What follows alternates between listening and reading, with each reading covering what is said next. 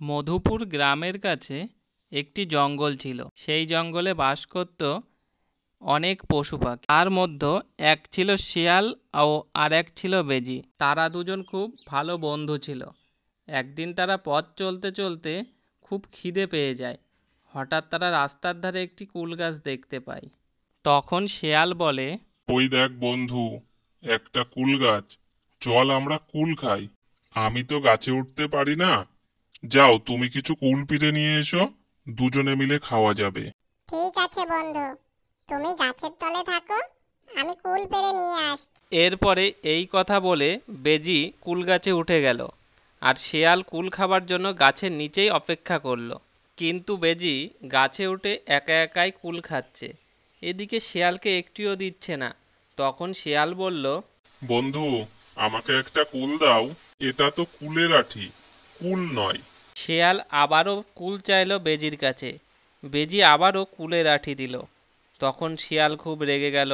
সে মনে মনে ভাবল যে বেজিকে খাবে। বেজি তার পেট ভরে কুল খেয়ে গাছের উপরেই ঘুমিয়ে পড়ল। আর এদিকে শিয়াল বেজিকে খাবে বলে গাছের নিচেই বসে থাকলো। এদিকে ভীষণ জোরে একটা বাতাস হলো। তখনই বেজি মাটিতে পড়ল আর শিয়াল তাকে খেয়ে ফেললো। বেজি বন্ধুকে তো খেয়ে ফেললাম, কিন্তু আমার তো পেট ভরলো না। এই কথা বলে শিয়াল আবারও হাঁটা শুরু করলো। হঠাৎ তার সামনে এলো একটা বুড়ো। তারপরে লোকটি শিয়ালকে দেখে হাসতে হাসতে বলল, ওরে বাবা, শিয়ালটার কি পেট মোটা।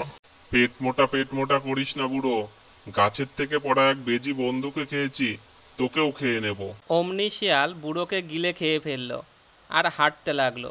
পথ চলতে চলতে তার সামনে একটা ছোট্ট ছেলে পড়ল আর বলল, ওরে বাবা, শিয়ালের পেটটা কি মোটা। পেট মোটা করিস না, গাছ থেকে পড়া বেজি বন্ধুকে খেয়েছি, রাস্তায় এক বুড়োকে খেয়েছি, তোকেও খেয়ে ফেলবো। তখন শিয়াল ছেলেটিকে খেয়ে ফেলল আর হাঁটতে শুরু করলো। হাঁটতে হাঁটতে তার সামনে পড়লো একটা হাঁস। তখন হাঁসটাও বলে উঠল, ওরে বাবা, শিয়ালটার কি পেট মোটা।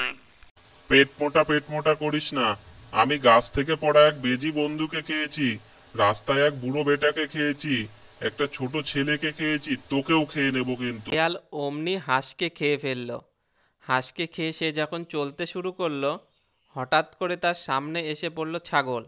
তখন ছাগল বলল, ওরে বাবা, শিয়ালটার কি পেট মোটা।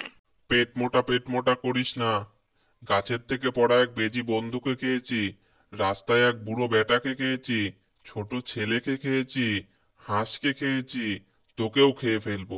আমাকে তুমি খেতে চাও? তা খেও, তবে তার আগে আমাকে কিছুটা সময় দাও। আমার ঘরে ছোট ছোট দুটো ছানা আছে, আমি তাদের দুধ খাইয়ে আসি, তারপরে খেও আমায়। এই কথা বলে ছাগল সেখান থেকে চলে গেল। কিন্তু সে তার ঘরে না যেয়ে গেল এক কামার বাড়িতে। কামার, ও কামার, আমার শিং দুটো একটু ধার দিয়ে দাও তো। এরপরে কামার ছাগলের শিং দুটো ধার দিয়ে দিল। তখন ছাগল শিয়ালের কাছে গেল। শিয়াল শিয়াল, আমি এসে গেছি, এখন তুমি আমাকে খেতে পারো। আয় ছাগল, তোকে এখনই খাই। শিয়াল ছাগলকে খেতে যাবে, তখনই ছাগল তার শিং দিয়ে তার পেটে দিল এক গুঁতো। অমনি শিয়ালের পেট গেল ফেটে। তখনই তার পেট থেকে একে একে সব বেরিয়ে এলো আর শিয়ালটা মারা গেল।